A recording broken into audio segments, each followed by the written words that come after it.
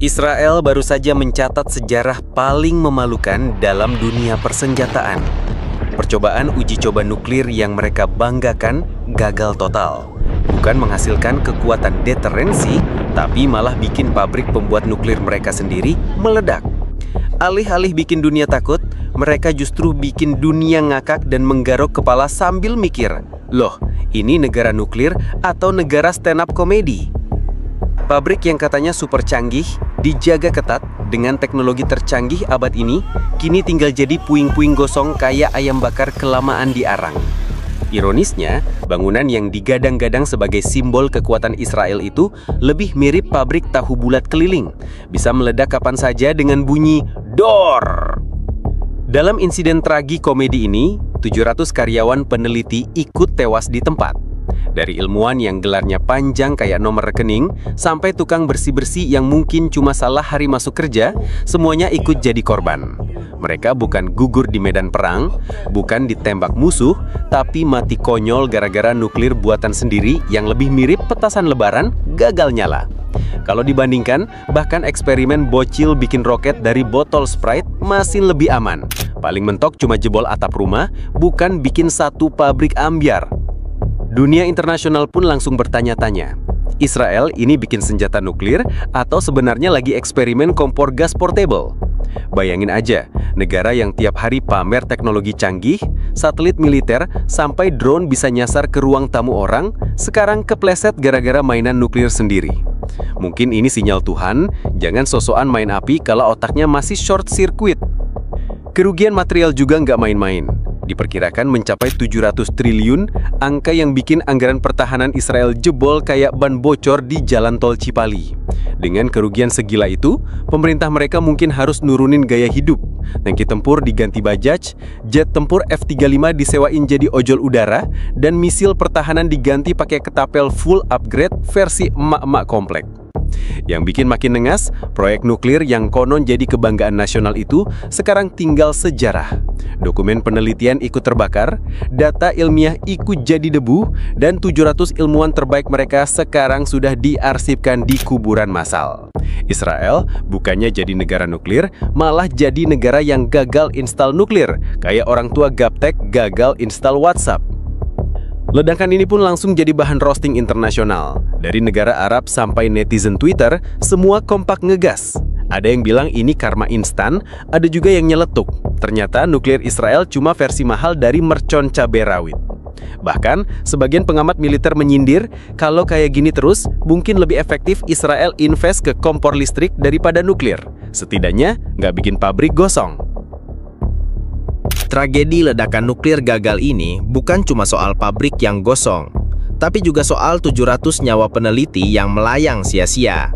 Mereka datang ke tempat kerja dengan jas lab putih ambisi besar dan mungkin bekal makan siang yang masih rapi di tas.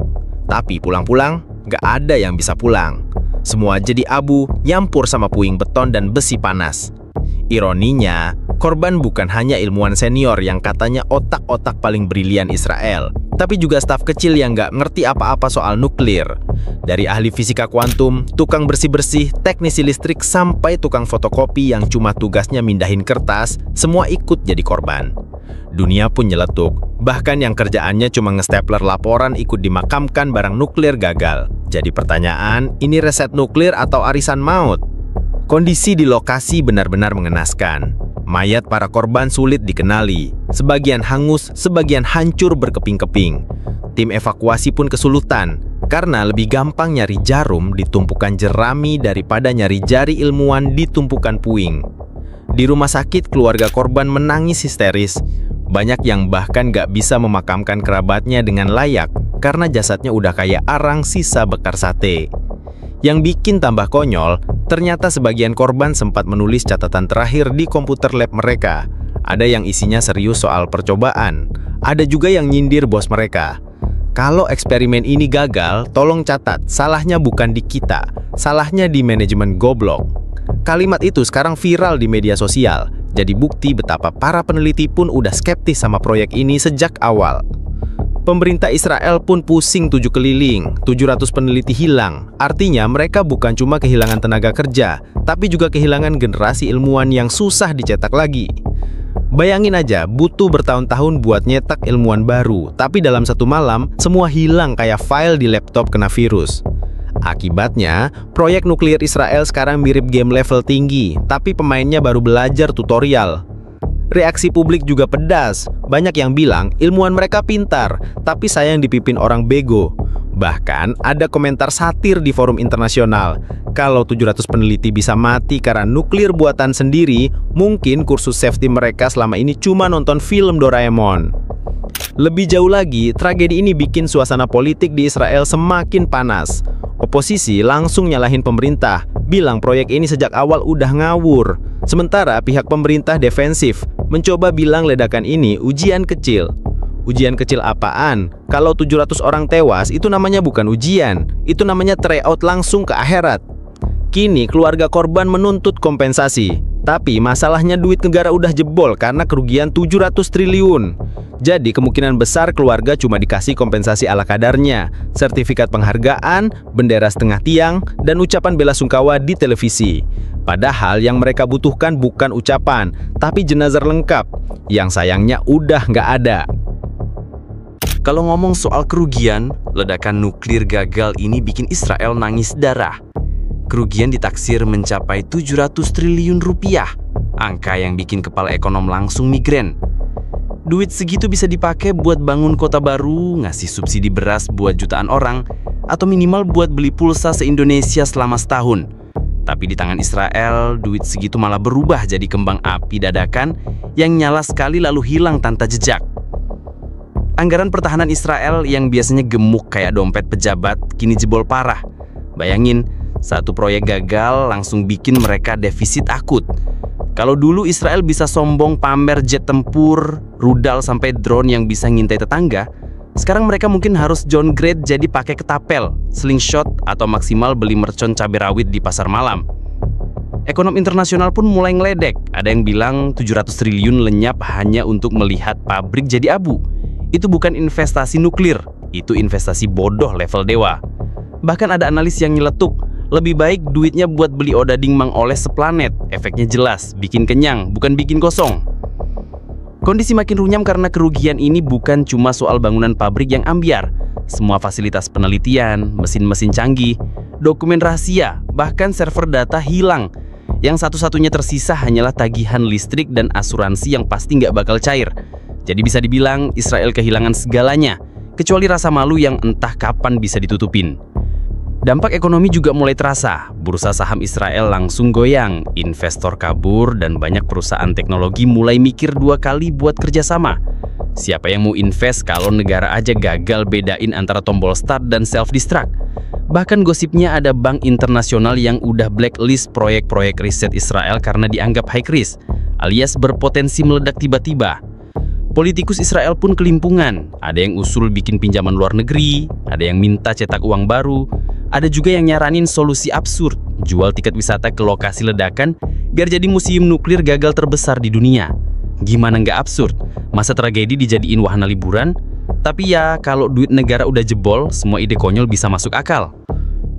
Kerugian 700 triliun ini juga bikin rakyat Israel marah. Pajak mereka yang katanya buat pertahanan nasional ternyata cuma jadi bensin buat bakar pabrik. Warganya pun nyeletuk di media sosial. Lebih baik duit pajak dipakai buat bangun jalan tol sama sekolah ketimbang buat eksperimen nuklir gagal yang hasilnya cuma bau gosong. Singkatnya, kegagalan ini bukan cuma bikin malu secara militer, tapi juga bikin ekonomi Israel megap-megap. Mereka nggak kehilangan duit, mereka kehilangan harga diri. Karena di mata dunia, 700 triliun yang amblas cuma bukti kalau Israel lebih jago bikin bom ekonomi ketimbang bom nuklir.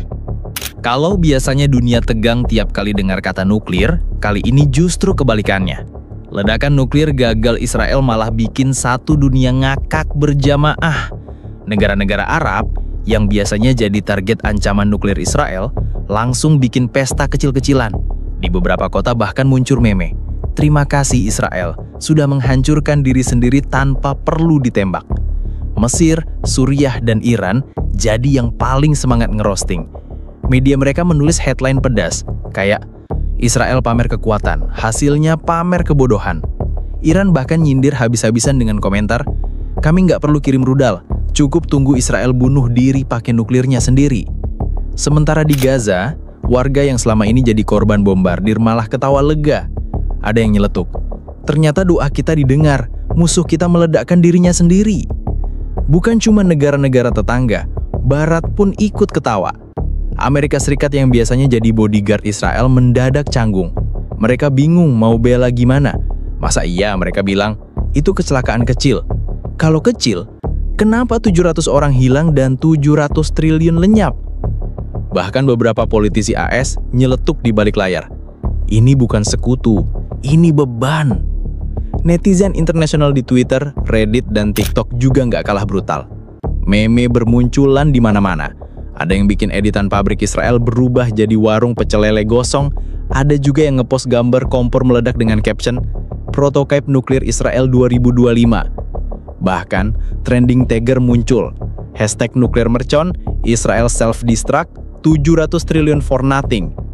Yang paling lucu, ada akun satir yang nulis, Israel baru saja menciptakan senjata pemusnah massal, tapi masalnya ya diri mereka sendiri. Tweet itu langsung viral, disukai ratusan ribu orang, dan dijadikan template untuk roasting di mana-mana. Sementara itu, badan internasional seperti PBB dan IAEA, Badan Energi Atom Internasional, sebenarnya serius menyayangkan tragedi ini. Tapi karena udah keburu jadi bahan ketawaan global, pernyataan resmi mereka malah terdengar kayak sindiran. Salah satu pejabat IAEA bilang, "Kami prihatin dengan keselamatan, tapi kami juga terkejut bahwa laboratorium nuklir bisa meledak seperti dapur mahasiswa kos." Efek diplomatik juga nggak kalah parah. Banyak negara yang tadinya khawatir dengan program nuklir Israel, kini justru meremehkan. Ada analis di Eropa yang nyeletuk, kalau Israel nggak bisa jaga pabriknya sendiri, apalagi mau jaga hulu ledaknya. Bahkan ada proposal lucu di forum internasional. Lebih baik program nuklir Israel diaudit oleh chef restoran. Minimal mereka lebih ngerti cara ngatur api. Intinya, dunia sepakat bahwa kegagalan ini bukan hanya tragedi lokal, tapi blunder global. Israel yang tadinya ingin menunjukkan taring lewat uji coba nuklir, justru memperlihatkan kalau taringnya ompong. Kini, setiap kali mereka bicara soal ancaman nuklir, dunia mungkin akan ketawa dulu sebelum takut. Dan di akhir, publik internasional sampai pada kesimpulan kejam tapi jujur. Israel nggak perlu diserang musuh, karena musuh terbesarnya ternyata adalah kebodohannya sendiri.